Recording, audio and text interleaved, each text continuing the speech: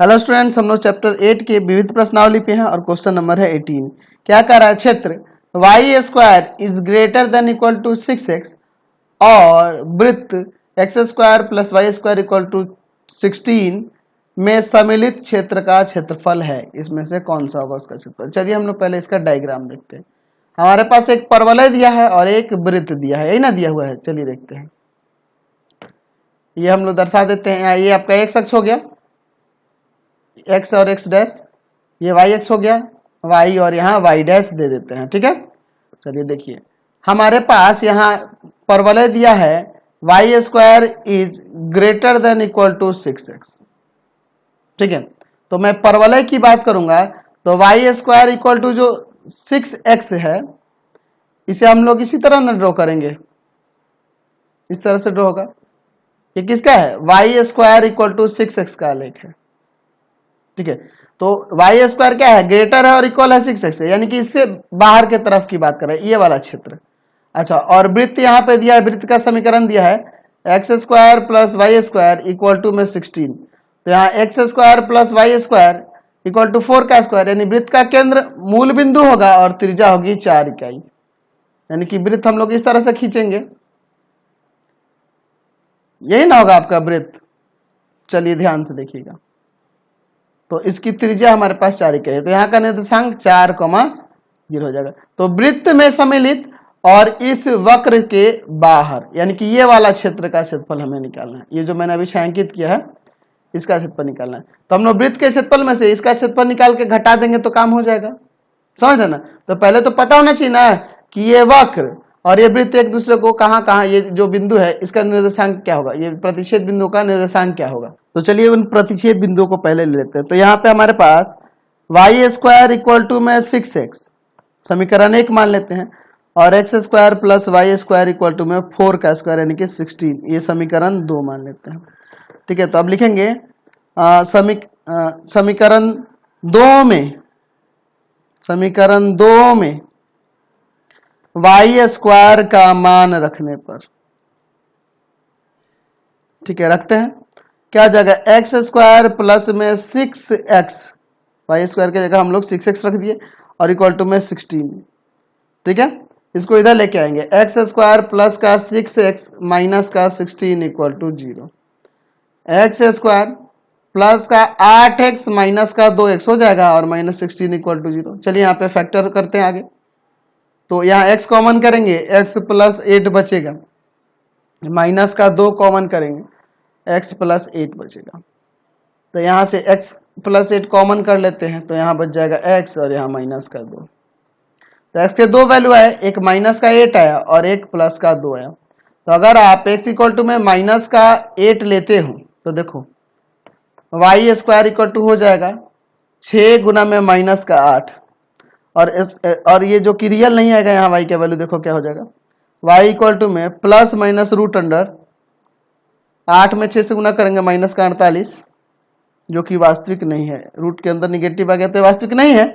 चलिए अगर हम लोग x बराबर 2 लेते हैं तो वाई स्क्वायर इक्वल टू हो जाएगा 6 गुना में 2 यानी 12, यानी आ जाएगा यहाँ से y इक्वल टू में प्लस माइनस 2√3 प्लस माइनस, यानी कि ये प्रतिच्छेद बिंदु क्या हो जाएगा, इसका निर्देशांक, इसे a नाम देते हैं, इसका निर्देशांक हो जाएगा आपका x का 2 और y का 2√3।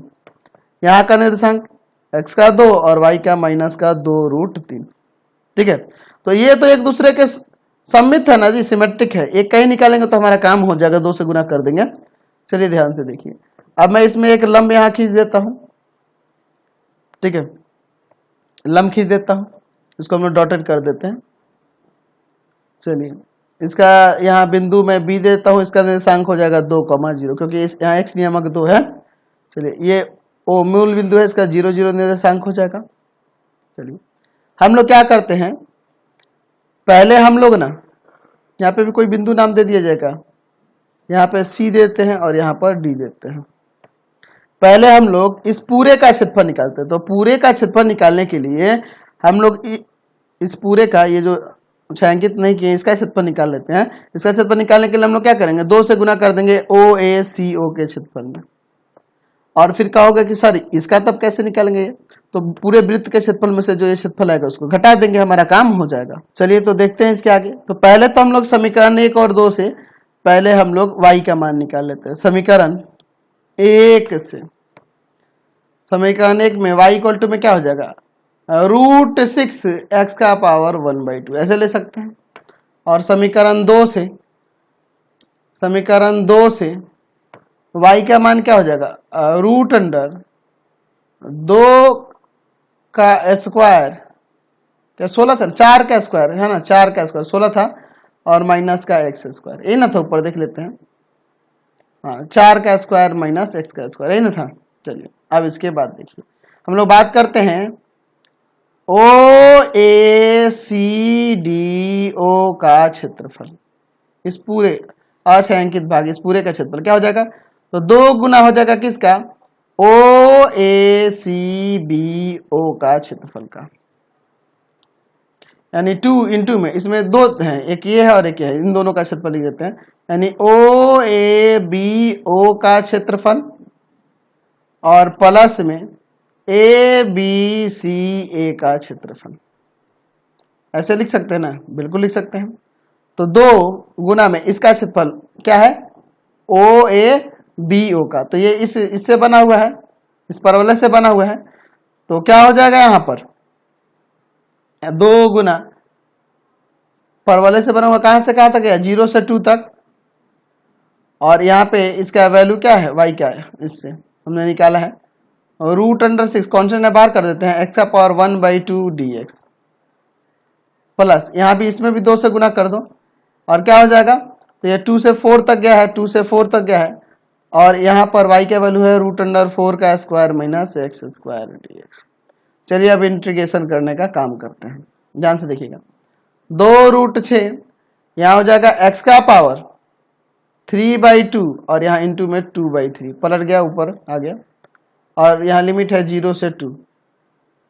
चलिए प्लस 2, यहाँ इसका इंटीग्रेशन करते हैं, तो x/2 √4 का square minus x square plus 4 का square by 2 sine inverse x/4, और लिमिट है आपका 2 से 4। चलिए अब आगे यहाँ पर सॉल्व करते हैं, ध्यान से देखिएगा। 2√6, 0 रखेंगे तो 0 आएगा, पहले 2 ही ना रखेंगे तो 2 रखते हैं, तो ये 2/3 इंटू में ले लेते हैं, और यहाँ हो जाएगा 2 का पावर 3/2। ठीक है, इस 0 रखेंगे तो 0 आएगा, तो उसको रखने की कोई जरूरत नहीं है। चलिए हटाइए, आगे चलिए। 2 यहाँ पे ध्यान से देखना, यहाँ 4 रखेंगे तो 4 का स्क्वायर सब्ट्रैक्ट कर 0, ये पूरा 0 हो जाएगा। 4 का स्क्वायर 16, 16 में 2 से भाग करेंगे 8, साइन इनवर्स 4/4 यानी 1 यानी π/2, माइनस 2 रखेंगे तो देखो यहाँ पे क्या आएगा, 2/2 कट के 1, यहाँ 2 रखेंगे तो 4 का स्क्वायर 16 और 2 का स्क्वायर 4, 16 में से 4 गया, 4 का स्क्वायर 16 और 2 का स्क्वायर 4, तो 16 में से 4 गया आपका 12, और 12 का मतलब है यहाँ पर 2√3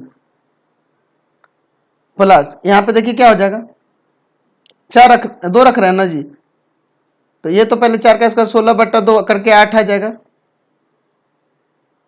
ठीक है, और यहाँ पे देखिए 2 रखेंगे तो क्या होगा, कटेगा, साइन इनवर्स 1/2, 1/2 का मतलब क्या, 1/2 होता है आपका π/6 का।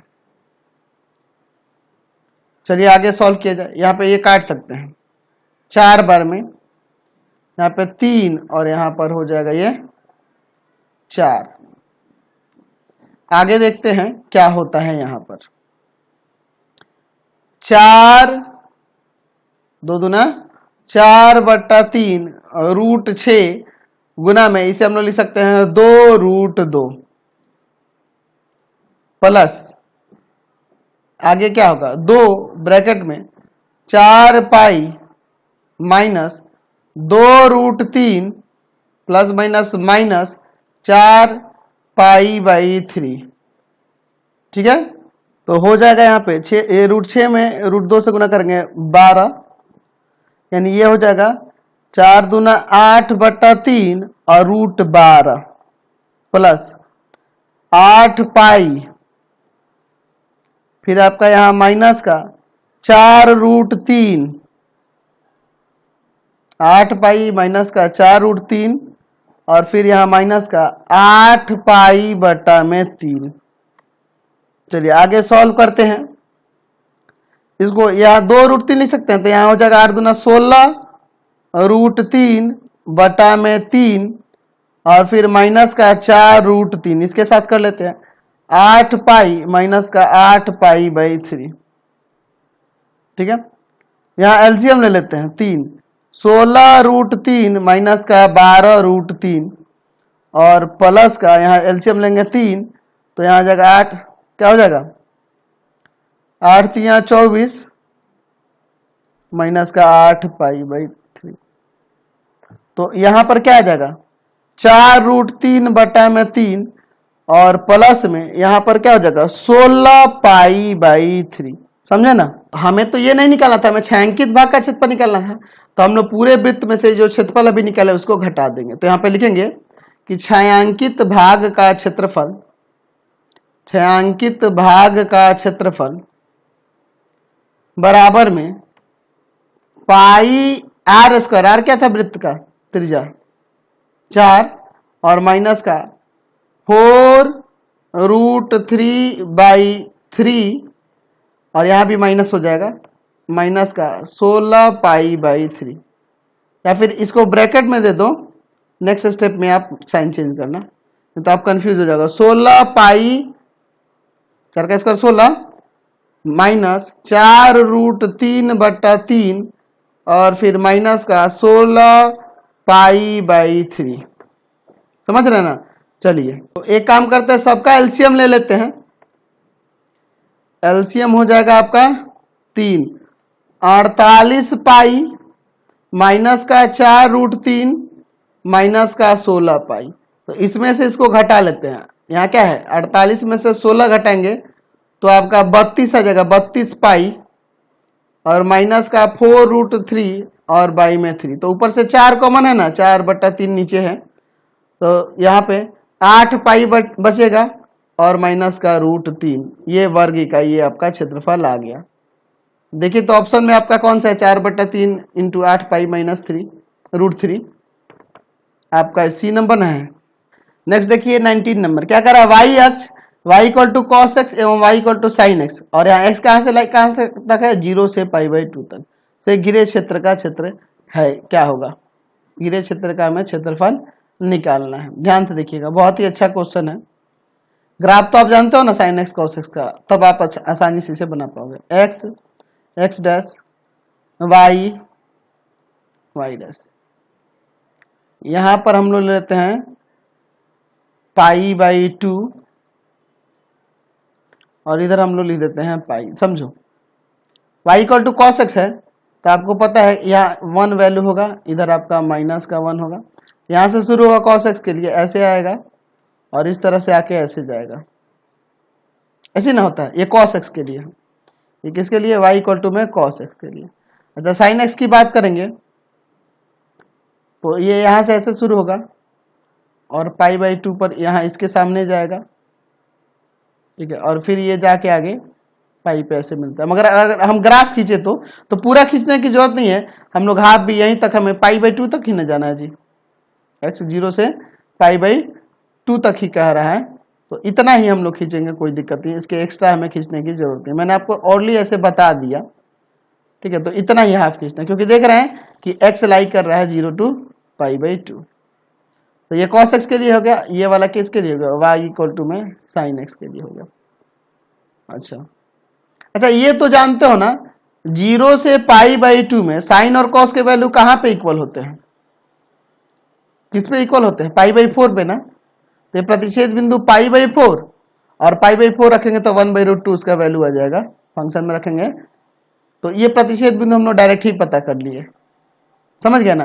तो इससे और इससे और फिर y अक्ष से घिरा हुआ क्षेत्र ये है, इसी का हमें क्षेत्रफल निकालना है।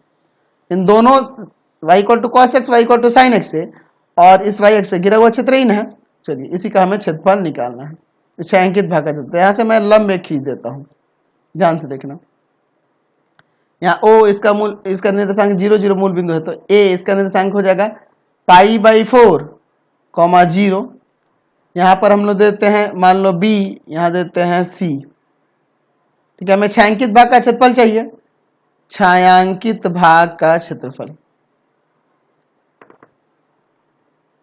ठीक है, ध्यान से देखिएगा, हम लोग क्या करेंगे, यहाँ पर लिख दें OABCO का क्षेत्रफल में से घटा दें OABO का क्षेत्रफल, तो काम बन जाएगा। इस पूरे क्षेत्रफल में से इसका क्षेत्रफल घटा देंगे ये वाले भाग का, तो हो जाएगा कि नहीं। फिर तो कहां से कहां तक है, 0 to π/4, और ये किससे बना हुआ है, ये वाला इस वक्र से, तो ये किसका है, y = cos x का है। फिर आगे देखिए माइनस, अब देखिए फिर ये OABO की बात करें तो ये भी आपका 0 to π/4 गया है, और ये किससे बना हुआ है, इस वक्र y = sin x से, तो यहाँ sin x लिखेंगे। ठीक है, यही ना हो रहा है यहाँ। चलिए अब इसके बाद देखिए cos का इंटीग्रेशन sin x 0 to π/4 इसका लिमिट है, माइनस साइन का क्या होता है, साइन का क्या होता है इंटीग्रेशन, माइनस कॉस, तो यहाँ प्लस हो जाएगा cos x 0 to π/4। चलिए वैल्यू रखते हैं, sine π/4 minus sine 0 plus cos π/4 minus cos 0। चलिए सॉल्व करते हैं, साइन π/4 का मतलब 1/√2, ये 0, यहाँ 1/√2, cos π/4 भी ये होता है, और ये 1 हो जाएगा, तो 1/√2 1/√2 2/√2 और -1, इसको काटोगे तो ऊपर √2 हो जाएगा, यानी कि √2 - 1 वर्ग इकाई, ये इसका क्षेत्रफल आ गया, √2 - 1 वर्ग इकाई, ये आपका आंसर आ गया। तो आपका आंसर देखिए यहाँ बी नंबर ना दिख रहा है, तो सही आंसर बी नंबर हो जाएगा। तो हमारा चैप्टर पूरी तरह से कंप्लीट हो गया। इस वीडियो को यहीं पे एंड कर देते हैं। आपको हमारे 3 चैनलों को सब्सक्राइब करना होगा। पहला है pathfinder classes Chhapra, pathfinder classes Chhapra. दूसरा है आपका भारती भवन रविकांत सर, भारती भवन रविकांत सर, रविकांत सर। और तीसरा चैनल है आपके रविकांत सर के नाम से। तीनों को सब्सक्राइब कर लेना, और इससे रिलेटेड वीडियो के लिए सीधे डिस्क्रिप्शन में जाएंगे। इससे रिलेटेड नोट्स के लिए गूगल पे जाकर सर्च करेंगे www.ravikantsir.in, और यहाँ पर जाकर सभी क्लासेस के नोट्स और उनके पीडीएफ को डाउनलोड कर सकते हैं, पढ़ भी सकते हैं। इंस्टाग्राम और फेसबुक पे जाके पाथफाइंडर क्लासेस छपरा को लाइक एंड फॉलो करना नहीं भूलेंगे। Thanks for watching the video.